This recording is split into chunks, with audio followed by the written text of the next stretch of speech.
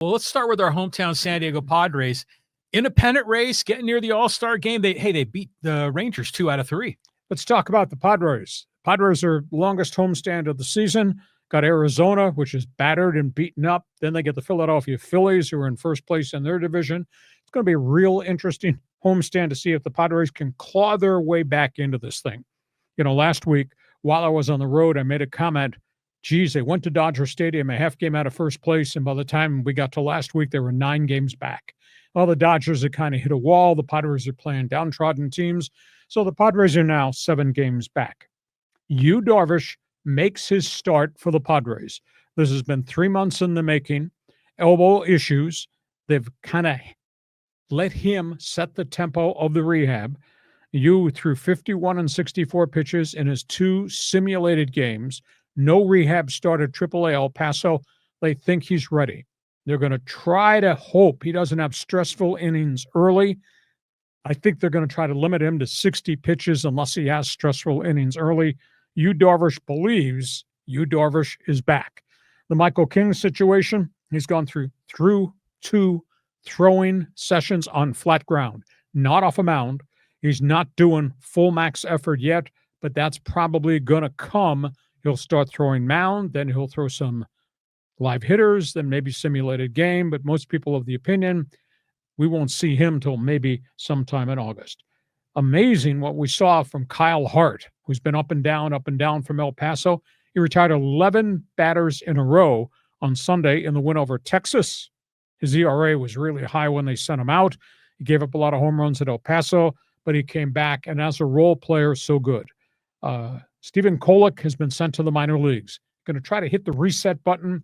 They're going to try to get him, and I think he's really fatigued. He's thrown more innings so far than he's ever thrown as a starter. Kolek is probably going to be on a once-a-week starting schedule in El Paso for a week or 2, and then probably they'll bring him back. A.J. Preller on MLB radio yesterday said he hopes to make a deal to get 2 bats by the baseball trading deadline. Obviously, 1 in left field, 1 behind the plate. I don't think it's going to be a star acquisition. There's lots of names out there. What the latest is Brian Reynolds of the Pittsburgh Pirates, but the problem is he's making $15 million a year. The Padres are not going to take on that kind of money. I think there'll be an acquisition, a short-term rental at a fairly affordable price. The question is, what does Preller give up? So that deal is likely coming. And then we'll get to the All-Star festivities. I'm sorry, I just totally disagree with the choice of Fernando Tatis to be on the All-Star team. El Nino hitting .212 since May 3rd. Yeah, he does have an occasional game in which he gets multiple hits. But he is not the batter, the hitter he was to start the season. He's not what he used to be. Excuse me. I think Tatis has an oblique issue. He made reference to the fact he was asked if he wanted to be in Home Run Derby, and his response to MLB was, I've got some issues with my oblique. I'm going to decline the invitation to go to Home Run Derby. I think, and I indicated I thought it was in oblique or forearm. We both got coughs. I thought it was forearm or oblique. Now he's kind of admitted it was oblique, and that's why he was hitting .212 since May 3rd. I don't think he deserves to be on the All-Star game. And the players vote for the backups, the reserves, and then the managers choose the pitching staff. If I were Tatis, do the right thing. Say thanks, but no thanks. I don't deserve to be in the All-Star game this season, but I'd rather give it to Robert Suarez, or I'd rather give it to another one of my teammates. But it looks like he's going to go ahead and play. Jason Adam, how cool is that? A guy that was traded last year, was supposed to be a fringe throw-in in the Tampa Bay deal. Jason Adam is going to the All-Star game. And the sideline story about Jason, he got a text on Sunday from manager Mike Shildt to call him. He thought he was traded. He was in church. He stepped out of church, called Mike Shildt. Shildt was calling to tell him he'd been chosen for the All-Star game. Jason Adam went back into the pew in church and whispered to his wife, I'm going to the All-Star Midsummer Night's Classic. Nice. Machado is Machado. One guy I felt bad was Jake Pivetta. When you're 9-2 and you're the reason his team has still got some hope of being a wild card team, I thought Pivetta should have gotten accolades. I thought he should have gotten chosen. Maybe he still will, because in the next week and a half, before we get to the All-Star break, there'll be some other pitchers who will either have injury issues or pitchers who will have thrown the day before the All-Star game that say, I can't pitch. So there will be some replacements. I'd like to see Pivetta get it because he's really deserved it. So that's all the headlines I have on Padre baseball. You want to talk about El Nino? You want to talk about whether or not the Padres are really in a pennant race against the Dodgers? Go ahead, John. Well, let's talk about, El Nino for a minute. First of all, does he deserve to be in the All-Star game? Obviously not. And I guess he went in as the player's choice. I guess the players get to vote. Exactly. Okay, so, all right, maybe he's their guy. They want to see him out there. Good enough. I don't have a problem with him being there. But, yeah, you're right. It wasn't very deserving. The weird thing with him is just the interview. He was interviewed twice yesterday, once out in right field and once post-game. And I kind of get that he's not being goofy. He's being more professional. I'm sure Manny's been coaching him on it. But he just seems depressed. I mean, he seems kind of down. No vibrancy. None, And so it's like he's just sort of giving you these rote answers, these canned answers to all the questions. I'm like, man, what happened to El Nino? He's gone. So I'm sure he's disappointed with his performance, but there's got to be something else happening, right? What happened to our boy? Oblique. That's the reason he's not hitting. He's kind of admitted that to MLB radio, that when he turned down the opportunity to go home run derby, he dropped a hint. Well, I'm having some problems with my oblique. That's why he's hitting 212 since May 3rd. Padres won't talk about it. Nobody's asked him about it in the media. They're just proceeding as if business is normal. Well, business is not normal with Tatis. And you let on, he doesn't play with the same vibrancy that he has in the past. So I think he's hurting for certain, at least at home plate. Running the bases, yes. Catching balls, chasing everything from center to the right field line, going into the walls. He's doing that, but is obviously not swinging. So that's all things Padres. Let me ask you a sidebar question to Padre baseball. Because on the podcast we did on July 4th, we had a lot of dialogue about Padres on television.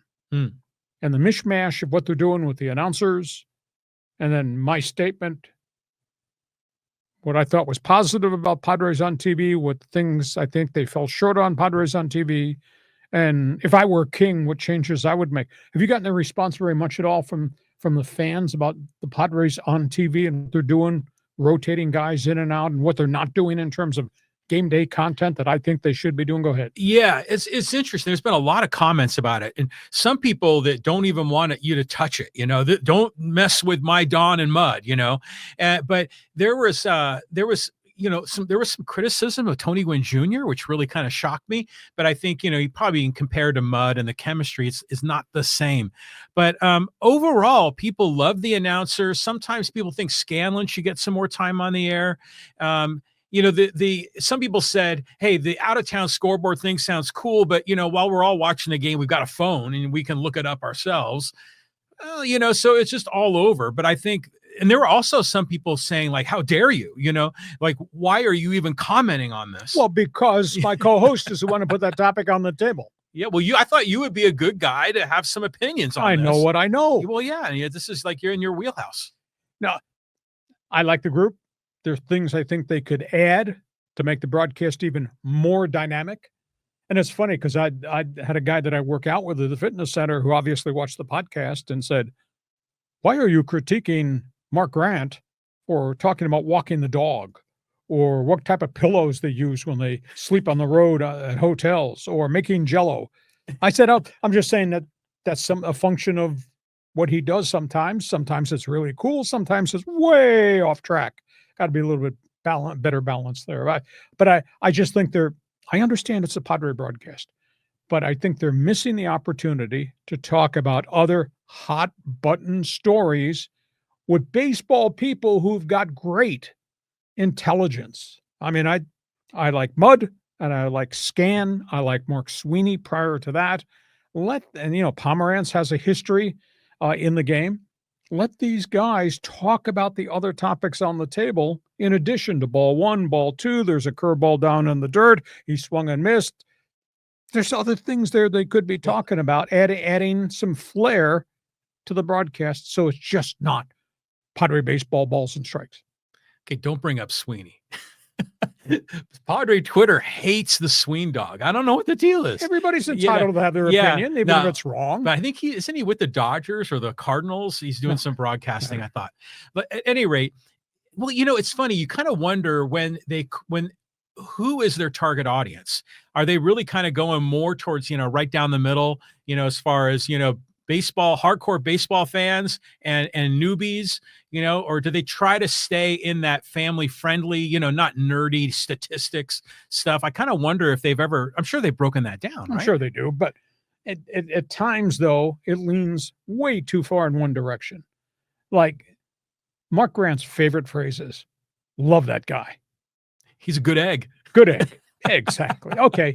How many times are you going to say that during the course of a broadcast? Well, you ever notice that sometimes the announcers talk and knowing full well that the players are listening, either to the live or the recorded version, because they never want to throw their guys under the bus. They don't want to get crap. So I can see why he says good egg a lot. All the time. Yeah, but most of the time it's a legit comment. So that's okay. I understand that. And the role of the broadcaster is not really to critique the guy, but you can talk about the fact Tatis has hit .212 since May 3rd, and all this baseball knowledge in that broadcast booth, analyze it from each of these guys. Why do you think this is happening?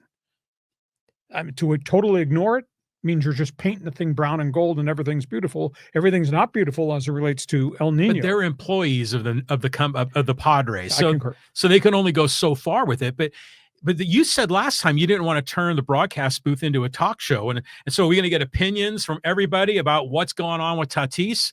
And they probably have to be careful of what they can say, because some of those guys probably really know what's going on with Tatis. But then the case is, are you telling the truth to the fans, the viewers? Yeah. So there's a lot in that, but generally speaking, I'm with you. I wouldn't mind seeing a little bit of new things sprinkled in, experiment with some ideas. But right now, man, that broadcast is hella good, so we don't want to monkey with it too much. So you don't have any problem with Orsillo giving Grant all these pieces of wardrobe to wear while they're shilling for ski hat night and face mask night and jersey night. Mm-hmm. Well, they're promo guys, and that's why they have like 38 straight sellouts, because they make it the place to be. But yeah, it is a little bit like their Vanna White up there, over the top. Yeah, a little bit. Okay, yeah, that's all things Padres. I'm sure. Nah, nobody's got any opinion on this set of topics, right? No. Nah. Fans Forum chat box is open. Jump on board if you want. Have a comment on Padres TV, Padres Radio. Want to hear what you've got to say.